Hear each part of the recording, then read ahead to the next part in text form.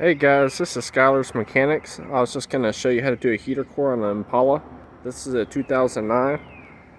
Up here in the engine compartment, you'll see two hoses that go through the firewall into the passenger compartment. And if you can see down in there, there's just a couple clamps.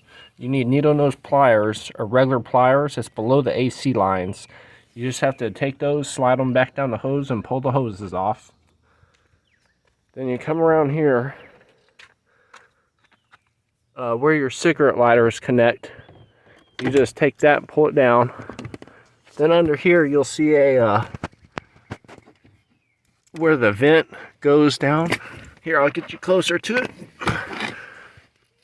Right here, there's a vent that goes down into the floorboard. You just have to cut off like a 1/2 inch of plastic right here, and then you can pull the vent out. And it's just got a couple screws right here that screws out. Then over there, there's a screw, and then you can just pull this sideways and out. And then behind it, the heater core just has a couple screws, and you take those out, and then the heater core comes right out. You don't have to take off the dash or anything.